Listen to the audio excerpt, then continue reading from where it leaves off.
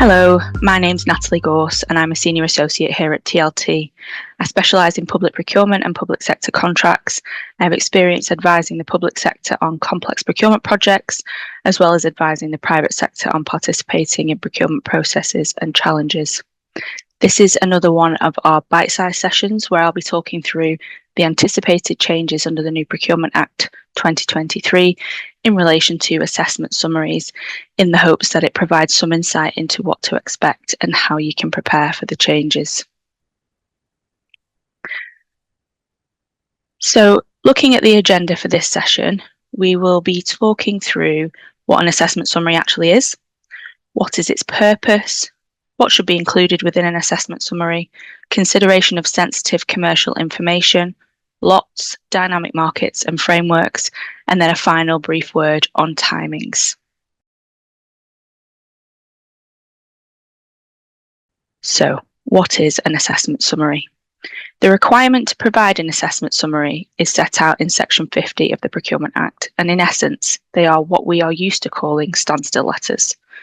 Before entering into a public contract, contracting authorities must generally publish a contract award notice on the central digital platform, which sets out the intention to award a public contract, and this is the document that triggers the mandatory standstill period. However, before the contract award notice is published, contracting authorities must provide an assessment summary to suppliers who have submitted an assessed tender to allow that supplier to understand why its tender was either successful or unsuccessful.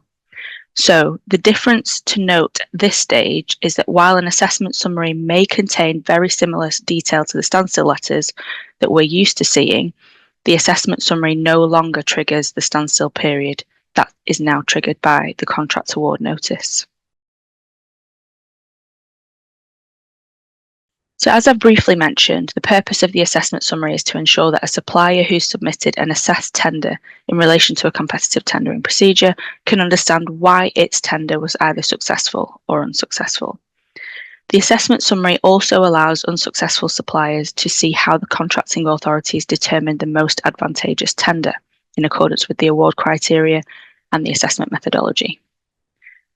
The Procurement Regulations 2024 set out the information that must be provided within an assessment summary, which we've included on a later slide and we'll touch on then.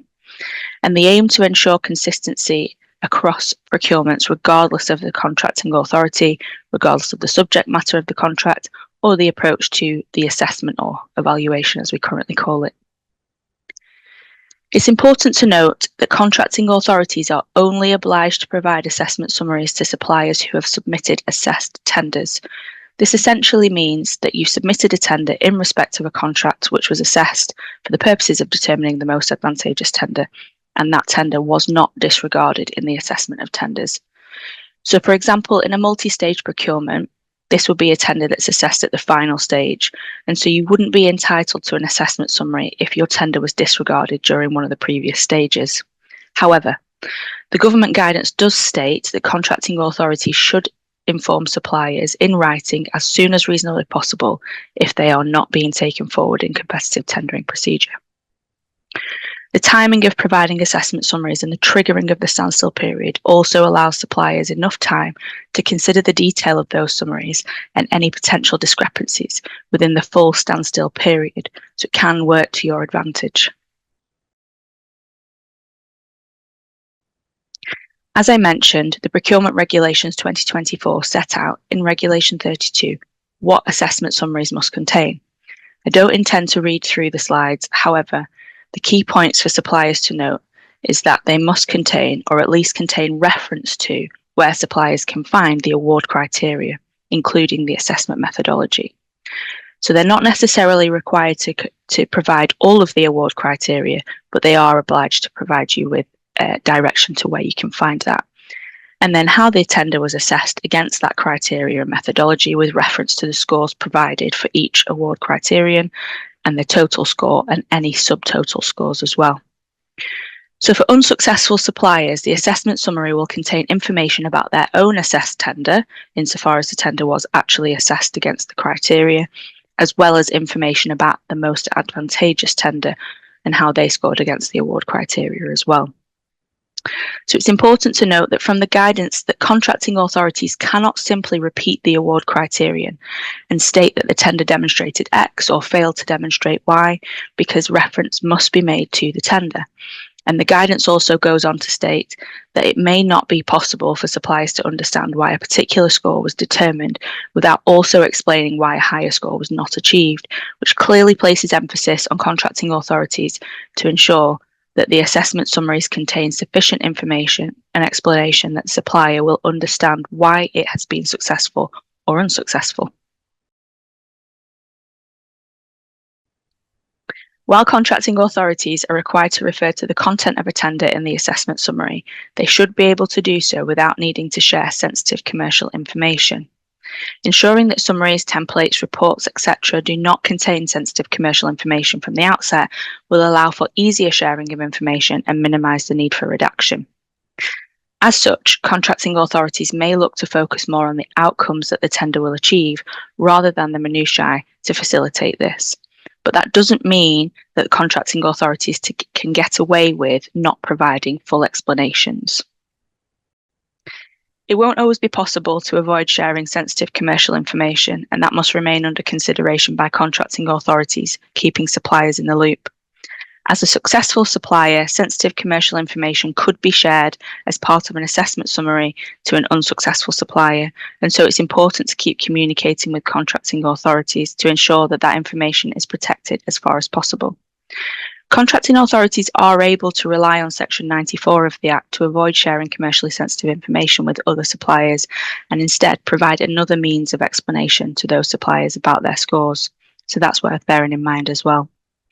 You may be asked to identify what information is commercially sensitive in your tenders, which will help contracting authorities to factor that into their procurement processes and their assessment summaries as well. Very briefly, I thought I would just mention what applies in terms of lots, dynamic markets, and frameworks. So for lots, the provision of an assessment summary applies to the contract awarded. So if there's a contract awarded per lot, which is usually the case, then an assessment summary must be provided per contract lot. Sometimes, however, a contracting authority may seek to award one contract that encompasses more than one lot, and in which case the assessment summary would only be required for the one contract. In relation to dynamic markets, assessment summaries are not required for establishing a dynamic market or when suppliers are admitted to the dynamic market.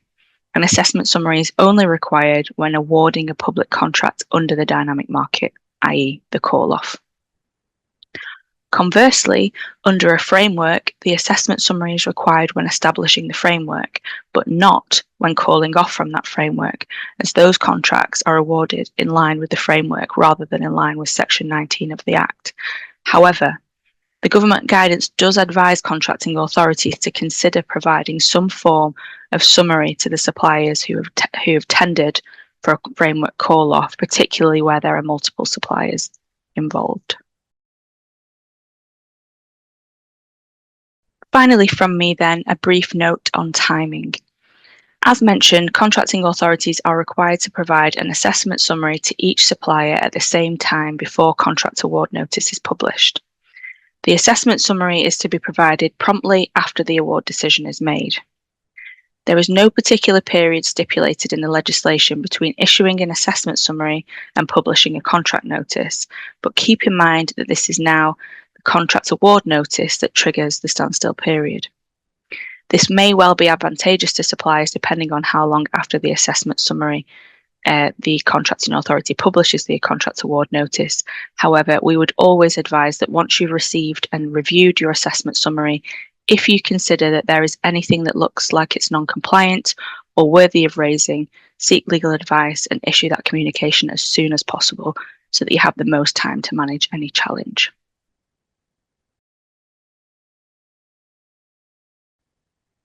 If you have any questions, please do not hesitate to contact myself or any of my esteemed colleagues here on this slide.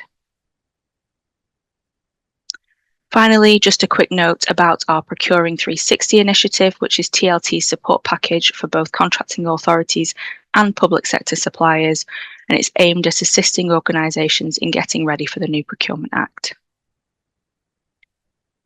We're able to offer a wide range of support, not just legal, but also technical, consultancy, and more practical support. So do check out our website or contact a member of the team if you require any further support in relation to getting ready for the implementation of the new Act. Thanks again for listening.